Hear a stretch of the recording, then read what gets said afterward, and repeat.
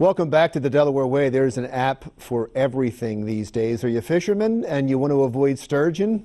There's an app for that. Here to talk about that is Dr. Ed Hale, a Delaware biometrician with the Division of Fish and Wildlife. Why does a fisherman want to avoid sturgeon? Well, for one thing, they can be relatively large. So this is a fish that can reach 14 feet, 800 pounds.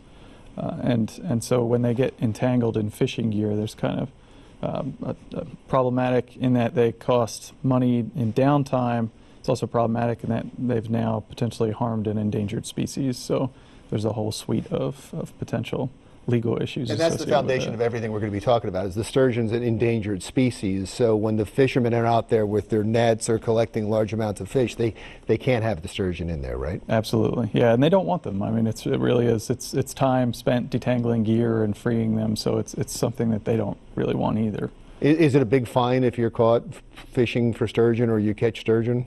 I'm not sure what the fine would be. It would be a significant legal issue because it's an endangered species, so it's federally protected. And that brings us to the app. That's correct. And yep. So this is an app that fishermen can use to avoid sturgeon. Yep. Yeah. The fishermen can get essentially a probabilistic map that tells them what the likelihood is of sturgeon occurring within certain portions of the Delaware estuary based on area, so fishing reporting area as well as depth within the bay and river. And the benefits of that are, well, obviously there are benefits to the sturgeon, but the benefits to a fisherman or a large fisherman are what? That just saves them money and time? Yeah, absolutely. So this is money and time spent interacting with a species that they don't want to potentially interact with.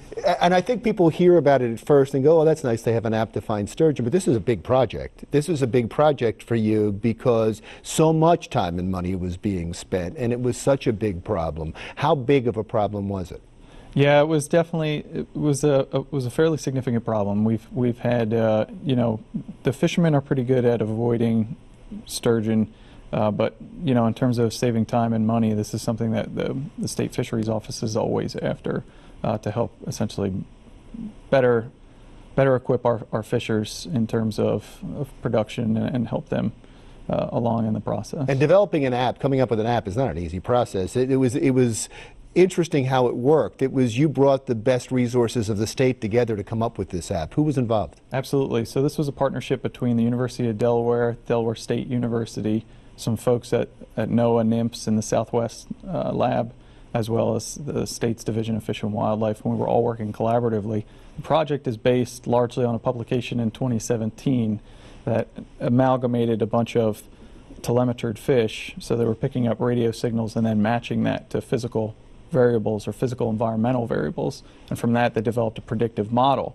And then the predictive model was when I got involved and said, okay, we can mobilize this so that we can help send this out to commercial fishers in real time, and so they get a warning every 3 days to essentially to tell them what the likelihood is of a sturgeon being in their area or their zone.